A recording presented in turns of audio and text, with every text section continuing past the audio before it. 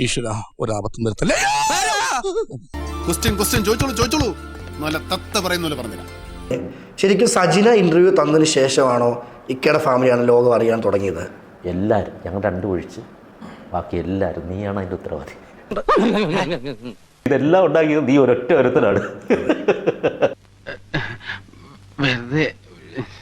നിന്നിൽ എവിടെ ഒരു നന്മയുണ്ട്. ഒരു വിവരമില്ലാത്തവനാണെങ്കിലും സത്യം പറയൂ. ഒരു അവതാരകനായിട്ട് തന്നെ വന്ന ആളാണ്. അതെ. അയ്യോ, അതൊരൊന്നൊന്നര അവതാരകൻ.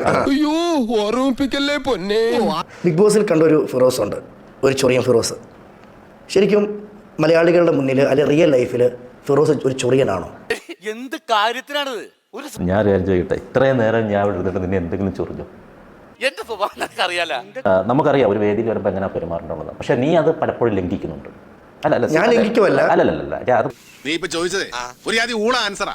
ചൊറിയനാണെന്നുള്ളത് നീ എന്തിന്റെ അർത്ഥത്തിലാണ് ചൊറിയൻ? ഞാൻ ഉത്തരം തരാം. പറയും. ബിഗ് ബോസിൽ ഫിറോസ് എന്ന് പറയുന്നത് ഒരുത്തൻ വെറുതെ ഇരുന്നാൽ പോലും അവനെ കയറി അങ്ങ് ചൊറിയും. അത് കണ്ടന്റായിട്ട് പുറത്തു വന്നു. ഇവനെ സൂക്ഷിക്കണം. പറയുന്നത് ഫിറോസ് എന്ന് പറയുന്ന വ്യക്തി ഒരു ചൊറിയനാണോ അല്ലയോ റിയൽ ലൈഫിലാണ് ഞാൻ ചോദിച്ചത്. എന്തോന്നാടോ ഇത്? എവിടെ നിന്ന് കിട്ടിയോടോ ഈ ഉണ്ടാക്കണേ? ഇവിടെ വന്നിട്ട് ഇത്ര നേരം നിന്റെ ചൊറിഞ്ഞോ? എന്നോട് ചൊറിഞ്ഞില്ല. പക്ഷെ ഞാൻ ബോസ് പോലുള്ള പ്ലാറ്റ്ഫോം ഗെയിം ഷോ ആണെങ്കിൽ പോലും നമ്മുടെ വ്യക്തിത്വം യഥാർത്ഥത്തിൽ ഇറങ്ങുന്ന ഒരു സാധനമാണ്. അതെ.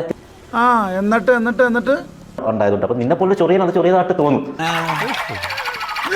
ഇപ്പോഴും എനിക്ക് മനസ്സിലാകാത്തതേ ഇത്രയും ഇതെന്നല്ല, ഒന്നും മനസ്സിലാകത്തില്ല നിനക്ക്. ഇതെന്ന് നിർത്തി അങ്ങ് അവമാനിക്കുവാണെന്ന്.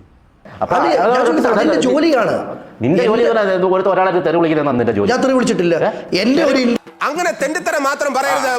അങ്ങനെയാണ് ഒരു ചാനൽ റേറ്റിംഗ് ഉണ്ടാക്കി കൊടുക്കുക. അങ്ങനെയാണെങ്കിൽ ഫിറോസ് ഒരിക്കലും നീ അങ്ങനെ ഒരു ചാനൽ റേറ്റിംഗ് ഉണ്ടാക്കി കൊടുക്കാൻ പാടില്ല. പറഞ്ഞ മനസ്സിലായി?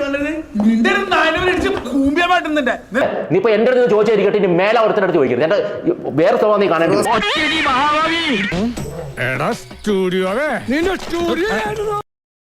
എത്ര വേറെ സ്വഭാവമാണേലും ഞാൻ ഇത് തുടങ്ങിയിട്ടുണ്ടെങ്കിൽ ഉണ്ടല്ലോ ഇതെനിക്ക് മുന്നോട്ട് കൊണ്ടുപോകാൻ അറിയാം.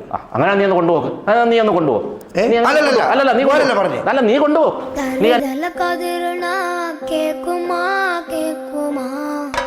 ഒരിക്കലും ഒരു പറയത്തില്ല റേറ്റിംഗ് ഉണ്ടെങ്കിൽ ഇങ്ങനെ ചോദിക്കാൻ വേണ്ടി. നീ വന്നതിന് ശേഷമാണ് ഇങ്ങനെയുള്ള ചോദ്യങ്ങൾ ഓരോരുത്തർക്ക്. ഒരുത്തൻ അപകടം പറ്റി ആസ്പത്രി കേൾക്കുമ്പോഴല്ല ചെറ്റവർത്താനം പറയല്. മനസ്സിലായോ? ഇനി ഇത് ആവർത്തിക്കരുത്. ഇങ്ങനെ ഈ രീതിയിലുള്ള ചോദ്യങ്ങൾ ചോദിക്കുന്ന തിരിച്ചുത്തരം പറയാൻ അറിയാത്തോണ്ടല്ലോ. ഒരു ഒറ്റ ഇടിയ വെച്ചിട്ടുണ്ടല്ലോ. എന്റെ സ്വഭാവം അറിഞ്ഞൂടാ. ഈ അവതാരം നീ ശരി അവതാരകനൊക്കെ തന്നെയാണ്. നിനക്ക് കണ്ടന്റ് ഉണ്ടാക്കുക, എല്ലാം ഉണ്ടാക്കുക. പക്ഷെ അത് മറ്റേ ഒരുമാതിരി ചോദ്യങ്ങൾ വെച്ചിട്ട് കണ്ടന്റ് ഉണ്ടാക്കുന്നതെന്ന് പറഞ്ഞാൽ നമ്മളെ അത് ഒരുമാതിരി എല്ലാവരും അങ്ങനെ ഇരുന്ന് തരണമെന്നില്ല. ഇവിടെ വരുന്ന പലരും അങ്ങനെ ഇരുന്ന് തരുമായിരിക്കും. പക്ഷെ എന്നെ കൊണ്ട് നടക്കത്തില്ല. അങ്ങനെയാണ് എനിക്ക് മുന്നോട്ട് തുടരാനും താല്പര്യമില്ല. Very good. എനിക്ക് ഒട്ടും താല്പര്യമില്ല. ഇല്ലല്ല, താല്പര്യമില്ല. എനിക്ക് നിന്നോട് ഒരു താല്പര്യമില്ല. എനിക്കിത് ഇവിടുന്ന് ഇറക്കി വിട്ടാൽ എനിക്ക് ജീവിക്കാൻ അറിയാം. അങ്ങനെ പോയി ജീവിക്കാൻ.